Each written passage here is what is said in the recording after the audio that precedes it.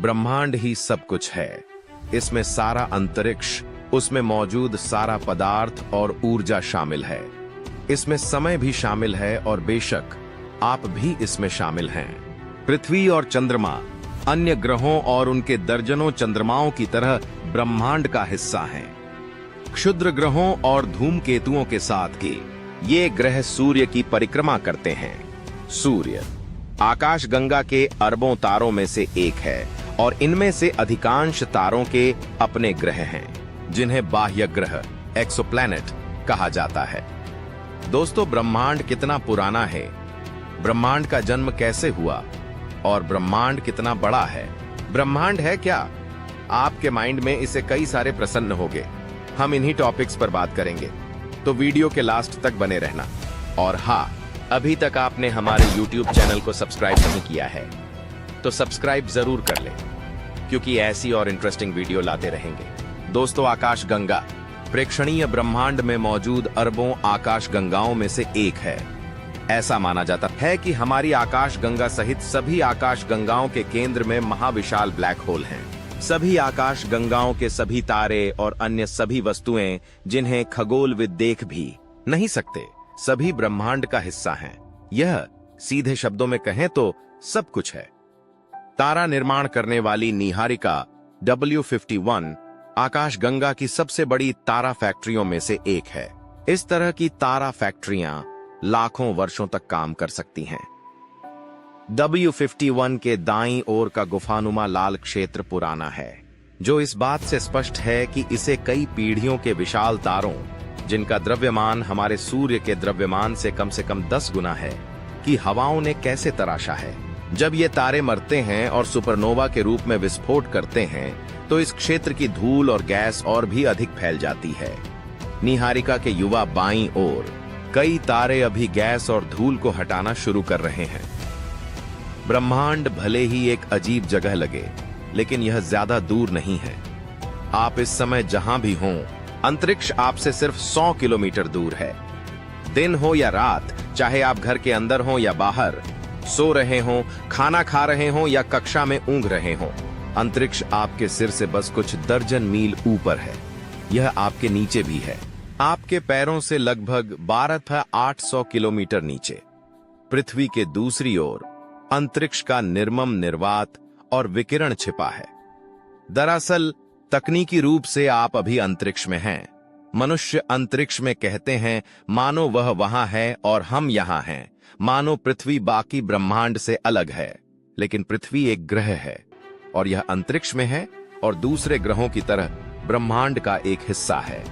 संयोग से यहाँ जीव जंतु रहते हैं और इस ग्रह की सतह के पास का वातावरण जीवन के लिए अनुकूल है। जैसा कि हम जानते हैं, पृथ्वी ब्रह्मांड में एक छोटा अब्बे है, नाजुक अपवाद है। मनुष्यों और हमारे ग्रह पर रहने वाले अन्य जीवों के लिए लगभग पूरा ब्रह्मांड एक शत्रुतापूर्ण और निर्दयी वातावरण है। यह वास्तविक रंगीन छवि उत्तर और दक्षिण अमेरिका को पृथ्वी से 35,000 किमी ऊपर अंतरिक्ष से दिखाई देने वाले रूप में दिखाती है। यह छवि 2 उपग्रहों से प्राप्त आंकड़ों का एक संयोजन है। नासा के टेरा उपग्रह पर लगे मॉडरेट रेजोल्यूशन इमेजिंग स्पेक्ट्रोरेडियोमीटर MODS उपकरण ने 16 दिनों में भूमि की सतह का आंकड़ा एकत्र किया, जबकि NOAA के geostationary operational environmental satellite GOS ने पृथ्वी के बादलों और चंद्रमा का एक स्नैपशॉट तैयार किया। आपने कभी सोचा है पृथ्वी कितनी पुरानी है? आपको बता दें, हमारा ग्रह पृथ्वी न केवल अंतरिक्ष में बल्कि समय में भी एक मरुद्यान है। यह स्थायी लग सकता है, लेकिन ब्रह्मांड के जीवन काल में यह पूरा ग्रह एक क्षणभंगुर वस्तु है। ब्रह्मांड के आरंभ से अब तक के लगभग 2/3 समय तक पृथ्वी का अस्तित्व ही नहीं था और न ही यह अपनी वर्तमान अवस्था में हमेशा के लिए रहेगी। अब से कई अरब वर्षों बाद सूर्य का विस्तार होगा, बुध और शुक्र को निगलते हुए, और पृथ्वी के आकाश को भर देगा। सकती है कि गुरुत्वाकर्षण आकाश गंगाओं की एक दूसरे से दूरी को धीमा कर देगा, लेकिन इसके बजाय उनकी गति बढ़ रही है और वैज्ञानिकों को समझ नहीं आ रहा है कि ऐसा क्यों हो रहा है। दूर भविष्य में आकाश गंगाएं इतनी दूर होंगी कि उनका प्रकाश पृथ्वी से दिखाई नहीं देगा। यही बात अतीत के किसी भी समय के बारे में कही जा सकती है। पिछले साल, 10 लाख साल पहले, 1 अरब साल पहले। लेकिन अतीत हमेशा नहीं चलता। आकाश गंगाओं की गति और हमसे उनकी दूरियों को मापकर वैज्ञानिकों ने पाया है कि अगर हम काफी पीछे जा सकें तो आकाश गंगाओं के बनने या तारों द्वारा हाइड्रोजन को हीलियम में संलयित करने से पहले चीजें इतनी पास और इतनी गर्म थीं कि परमाणु नहीं बन सकते थे और फोटॉन के पास जाने के लिए कोई जगह नहीं थी। समय में थोड़ा और पीछे सब कुछ एक ही जगह पर था, या यूं कहें कि पूरा ब्रह्मांड सिर्फ उसमें मौजूद पदार्थ ही नहीं, एक ही जगह था। हालांकि उस जगह पर जाने के मिशन पर ज्यादा समय बर्बाद न करें जहां ब्रह्मांड का जन्म हुआ था, क्योंकि कोई व्यक्ति उस जगह नहीं जा सकता जहां बिग बैंग हुआ था। ऐसा नहीं है कि ब्रह्मांड एक अंधेरा खाली स्थान था और उसमें एक विस्फोट हुआ जिससे सारा पदार्थ उत्पन्न हुआ।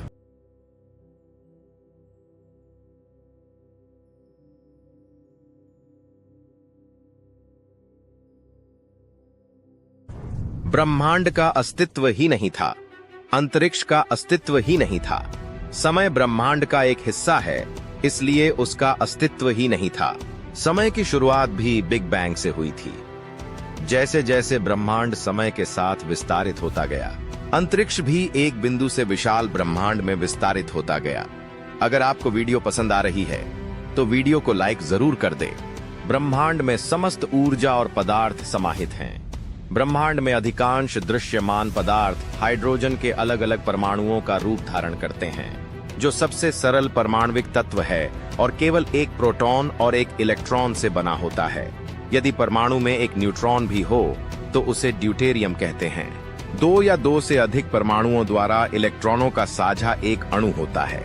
कई खरबों परमाणुओं का एक साथ मिलना एक धूल कण होता है।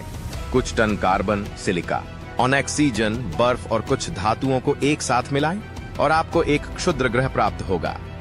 या 3,33,000 पृथ्वी द्रव्यमान हाइड्रोजन और हीलियम को एक साथ मिलाएं और आपको सूर्य जैसा एक तारा प्राप्त होगा। व्यावहारिकता के लिए मनुष्य पदार्थों के समूहों को उनकी विशेषताओं के आधार पर वर्गीकृत करते हैं। आकाशगंगाएं, तारा समूह, ग्रह, बौने ग्रह, दुष्ट ग्रह, चंद्रमा, धूमकेतु, उल्कापिंड, रैकून, ये सभी पदार्थों के ऐसे संग्रह हैं जो एक दूसरे से भिन्न विशेषताएं प्रदर्शित करते हैं, लेकिन समान प्राकृतिक नियमों का पालन करते हैं। वैज्ञानिकों ने पदार्थ के इन समूहों की गणना शुरू कर दी है और जो संख्याएं प्राप्त हुई हैं वे बहुत ही आश्चर्यजनक हैं। हमारी गृह आकाशगंगा मिल्की वे में कम से कम 100 अरब तारे हैं और प्रेक्षणीय ब्रह्मांड में भी कम से कम 100 अरब आकाशगंगाएं हैं। अगर सभी आकाशगंगाएं एक ही आकार की होती तो प्रेक्षणीय ब्रह्मांड में 10,000 अरब तारे होते। लेकिन ऐसा लगता है कि ब्रह्मांड में पदार्थ और ऊर्जा का एक ऐसा समूह भी है जिसे हम देख या प्रत्यक्ष रूप से नहीं देख सकते। सभी तारे, ग्रह, धूमकेतु, समुद्री ऊदबिलाव, ब्लैक होल और गोबर भृंग मिलकर ब्रह्मांड के 5% से भी कम पदार्थ का प्रतिनिधित्व करते हैं।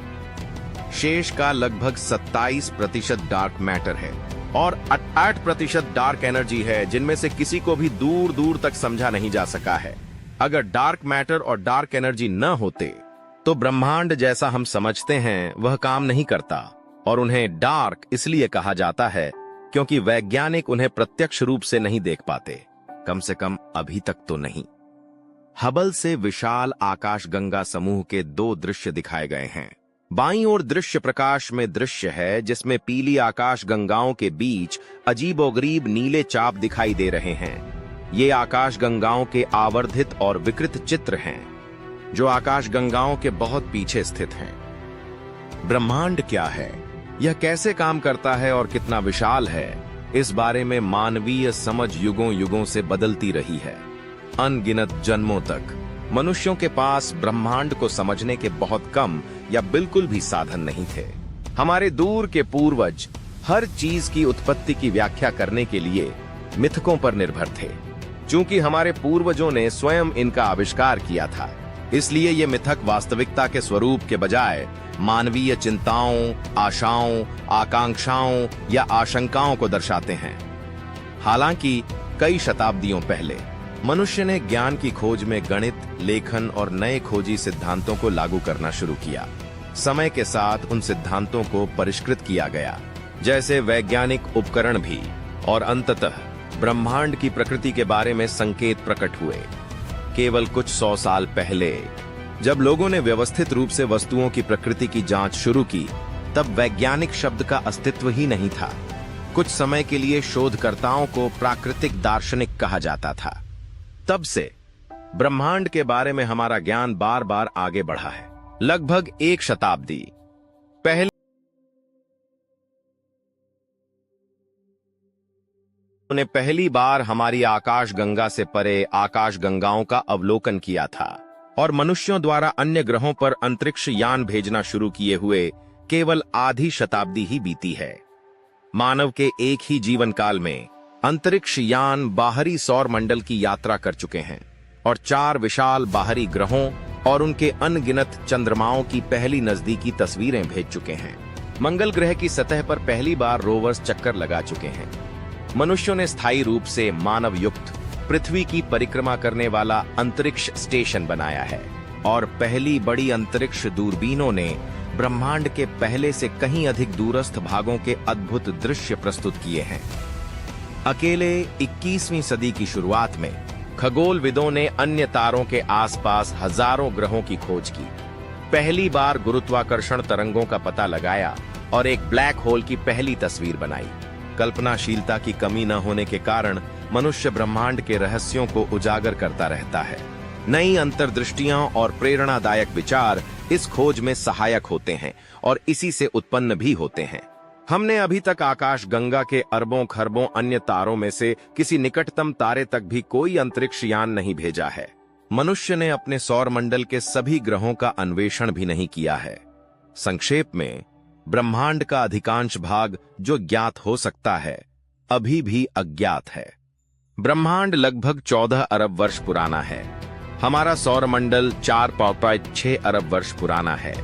पृथ्वी पर जीवन लगभग 308 अरब वर्षों से अस्तित्व में है, और मनुष्य केवल कुछ लाख वर्षों से ही अस्तित्व में है। दूसरे शब्दों में, ब्रह्मांड हमारी प्रजाति से लगभग 56,000 गुना अधिक समय से अस्तित्व में है। इस पैमाने के अनुसार अब तक जो कुछ भी घटित हुआ है वह मानव के अस्तित्व से पहले हुआ था। तो निश्चित रूप से हमारे मन में ढेरों प्रश्न हैं। ब्रह्मांडीय दृष्टि से हम अभी यहाँ पहुंचे हैं। अपने सौर मंडल की खोज के हमारे पहले कुछ दशक तो बस एक शुरुआत है। यहाँ से अब से सिर्फ एक मानव जीवन काल बाद ब्रह्मांड और उसमें हमारे स्थान के बारे में हमारी समझ निस्संदेह उन तरीकों से विकसित हो चुकी होगी जिनकी आज हम केवल कल्पना ही कर सकते हैं। दोस्तों, आशा है आपको वीडियो पसंद आई होगी, और कमेंट करके जरूर बताएं वीडियो कैसी लगी। ऐसी इंटरेस्टिंग वीडियो देखने के लिए हमारे YouTube चैनल को सब्सक्राइब जरूर कर ले।